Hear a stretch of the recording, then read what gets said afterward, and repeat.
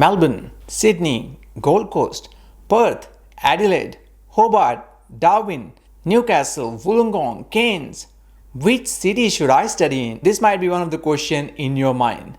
So to answer that, here are some factors you need to consider before choosing the right city for you. Now the first major factor will be the course availability.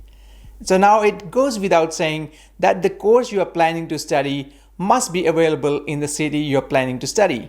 So for example, let's take an example. You want to do a specific course. You need to find out if that course is available in your chosen city. So here we are taking an example of a course which is Bachelor's of Marine and Antarctic Sciences.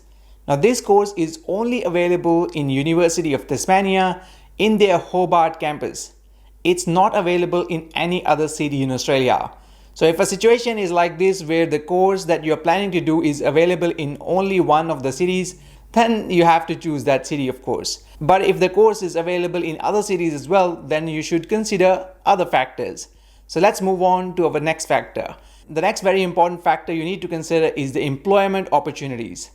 How many jobs are available in the city you're planning to study? This makes a huge difference because you have to pay your bills, and as a student, obviously, you may not have that much saving up your sleeve. So it's very important to find if there are plenty of part-time, casual job opportunities that are available in the city that you're planning to study. So you should consider doing a research on different job websites to see what sort of and how many jobs are available in the city that you're planning to study. So there are some very popular platforms you should consider to search on, like seek.com.au. You can also choose to search on a student job specific website like Student Job Board or some other job websites as well. And this will help you to understand how many job opportunities are available in this specific city that you're planning to study, and that will hopefully help you to decide whether to study in that city or not. The next factor is cost of living. So how much it will cost to live in that specific city. Now the cost of living varies by the cities. So according to this very popular website Numbeo, Sydney seems to be the most expensive city to live in Australia, and followed by Darwin, Brisbane, Adelaide and Melbourne. And Hobart seems to be the least expensive city, followed by Newcastle, Canberra and Gold Coast. Now if you want to know more about the cost of living in Australia, I highly recommend you to check this video out. Here we explain about each cost that you might pay as an international student in Australia. A quick short video that give you a very specific information. It is one of the most popular video on our channel, so I highly recommend you to check it out. Link is in the description below. Now the next factor is lifestyle. What sort of lifestyle do you have? It's quite obvious that everyone has a different lifestyle. Some people like more hustle and bustle of the cities, while some other people may not like that hustle and bustle and would like to have a quieter lifestyle.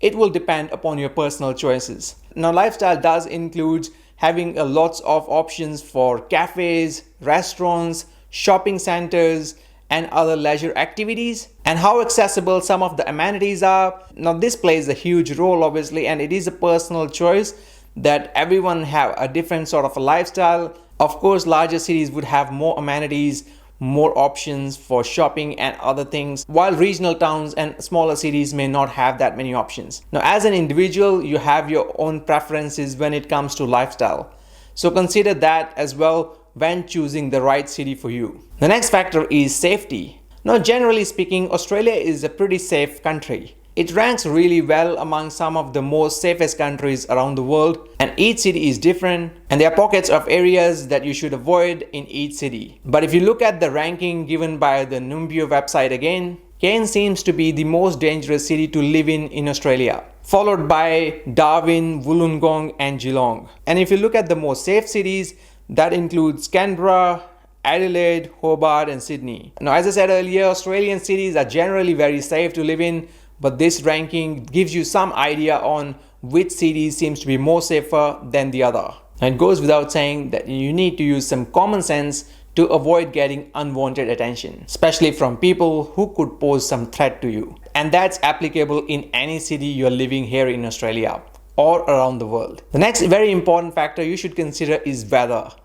Now, weather in Australia varies a lot. So if you like a bit colder weather, then you might like to choose Canberra, Melbourne, or Hobart as your study option. But if you like warmer weather, then Sydney, Brisbane, Gold Coast could be a right fit for you. Again, do your research on the weather in the city that you're planning to study in, and does that meet your preference or not. And the last factor is migration opportunities. Now, did you know that studying in specific cities in Australia give you some additional or bonus points for your migration purposes? You might have heard about it before as well, that studying in regional towns or regional cities give you some additional benefits. That includes additional post-study work visas and some additional points for studying in those cities for your migration. And if that is one of your career goal, then this is one of the most important factor you need to consider when choosing a city in Australia for your studies. As an international student, your primary goal is to study, but if you choose a city that might give you additional migration benefits,